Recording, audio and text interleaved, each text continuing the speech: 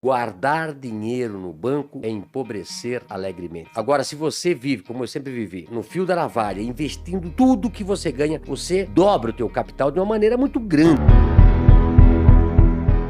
O mundo não deve nada para as pessoas normais. São os anormais que mudam o mundo. Eu sou um anormal. Eu nem gosto de dizer que eu sou fora da casinha. Para mim não existe nem a casinha. Então, de nascido em uma família pobre, estudo numa escola lá da minha cidade, morava numa casa de madeira, na rua Florianópolis, na esquina com o Poço Fundo, perto da Maria Bonita, numa escola lá do estado. E desde o princípio me tornei um líder da escola, um líder do centro cívico. Fui líder como presidente do Clube de Estudantes Universitários de Brusque. Montei com 12 anos uma cantina na minha escola e assim foi por dentro. Eu acho que quem faz sucesso, quem acredita em si, tem um livro que eu gosto muito, Os Originais, Adam Grant. Todo mundo que quiser ler bons livros, você muda a sua vida. E eles dizem o seguinte, os originais, aquele cara, aquele CDF, aquela pessoa muito, muito inteligente, que lê um livro e segue o livro, eu não sou o cara. Eu sou o cara que escreve um outro livro. Para mim, tudo que está naquele livro que eu não compactuo, eu vou tentar mudar. E aí as pessoas fazem a diferença. Então, eu sempre falo, eu não sou um cara inteligente. Tanto é que eu fiz 2 concursos públicos e não passei, graças a Deus. Se a pessoa tivesse passado. Eu fiz um concurso para Banco do Brasil, fiz um concurso na época pro INPS, quando eu tinha 18 anos de idade, rodei nos 2. Prova que eu não sou um cara inteligente. Eu sou um cara esforçado. Nesse livro, Os Originais, ele fala, não tenha medo do ridículo. Você não pode viver dentro daquilo que as pessoas acham que você tem que viver, dentro daquela caixinha. Se você seguir a manada, você vai ser mais um. Você tem que encontrar o seu caminho, e às vezes o seu caminho é sozinho. Todo mundo segue por um lado e você segue por outro, mas você tem que ter certeza que tá certo. E quando chega lá, todo mundo diz, caramba, como é que eu não vi isso? Vai pra frente que você vai fazer muito sucesso. Entrando agora nesse começo da sua trajetória empreendedora, você falou que foi lá por 85, né? Mais ou menos 85, nessa 86, época. E o bem que me novinho. chama a atenção é voltar na história monetária do Brasil, porque quase todo mundo que assiste a gente aqui, pegando média de idade, cresceu durante Plano Real. Alguns até nasceram já com o real implementado em julho de 94 e não tem ideia do que era o Brasil nos anos 80. Se a gente for pegar de 85 até 94, veja, um espaço de 9 anos, nós tivemos primeiro Cruzeiro, aí em 86 mudou para Cruzado, aí depois veio Cruzado Novo, Cruzado de novo, Cruzeiro Real, até que chegou o Real em 94. Então foram 6 moedas no espaço de 9 anos. Então pensar em empreender nessa época Era loucura. era uma loucura realmente, era uma insensatez. 90% de juro por mês. Pois é, inflação altíssima,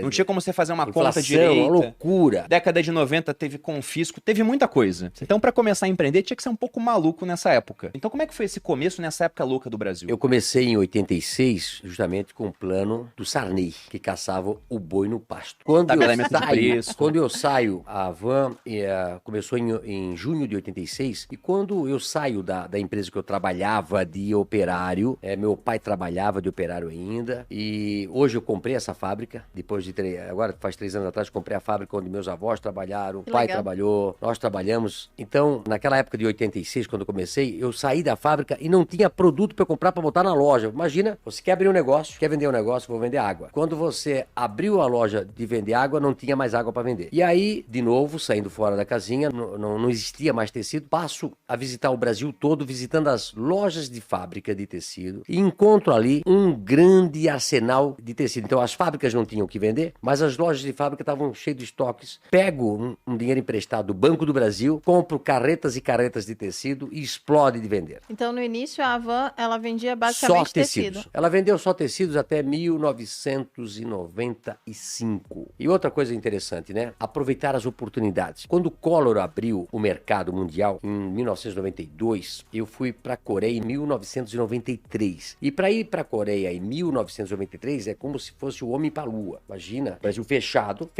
O Collor abriu a economia, ninguém importava, ninguém exportava, mas não importava quase nada. Ir para Coreia, outro lado do mundo, eu fiquei lá uns 15 dias e também foi uma outra diferenciação na Van. E depois eu casei em 1995 com a André, eu sempre falo que foi um grande negócio, porque eu fui para África do Sul e lá descobri sentado lá no aeroporto que vender copo, talheres, tudo que a Van vende hoje seria um grande negócio, porque os preços na época na China era muito barato. Era centavos de dólar e aqui no Brasil valia 15, 20 reais qualquer coisa e lá custava 10, 15 centavos. Então deu um segundo salto que a Van se tornou a revendedora dessas lojas de 99, a gente vendia para essas lojas. De novo, montamos a loja de departamento e cresceu nesse volume que a gente está crescendo a partir de 2009 em diante. De 2009 a 2015, a Van crescia 50% ao ano. Saímos de um faturamento de 250 milhões para um faturamento de quase 5 bilhões em praticamente aí uns 7, 8 anos. Eu queria falar sobre as principais crises que você teve no meio do caminho. Uma curiosidade que eu tenho, por exemplo, sempre que eu falo com um empresário que empreende desde os anos 90, é a época do confisco do Collor. Porque muita gente quebrou, mas teve muita gente que prosperou porque, por exemplo, o cara tinha muito estoque e não tinha pouco dinheiro em conta bancária e de repente aquele estoque ele estava lá para ser vendido. Como é que foi para você esse confisco? Olha, eu tive muitas crises, mas você tem que ter a certeza que vai passar por ela, tem que ter confiança. Não só essa do confisco. O confisco foi o seguinte: quem tinha dinheiro no banco perdeu. Agora, quem tinha dívida para pagar duplicata, você poderia pagar as duplicatas. Podia tirar o dinheiro que tinha no banco para pagar as duplicatas. E no final a gente trocou as dívidas e pagou as duplicatas, trouxe mercadoria para dentro de casa e passou tranquilo. O ruim é quem vendeu um apartamento, vendeu sua casa, deixou o dinheiro no banco e perdeu. Mas quem tinha dívida, nós trocamos dívida por duplicata e a gente se virou. Mas quero dizer para você... Então você foi pouco afetado no final das Pouco, contas. praticamente nada, né? Quero dizer para você que toda a crise são as grandes oportunidades de você mudar a sua empresa. Eu adoro uma crise. Quanto pior, melhor. É verdade, já tive crise assim de reestruturar a empresa toda. Se você tá andando para frente, anda para trás. Se você tá andando para um lado, anda para o lado de cada um. Se você anda para cá, anda para cá. Mas você muda a empresa toda e no final a Van sempre saiu das crises muito mais forte do que entrou. Eu falo sempre que as crises que vieram, a Van é uma empresa rica de um dono pobre. O velho da Van investe tudo na Van.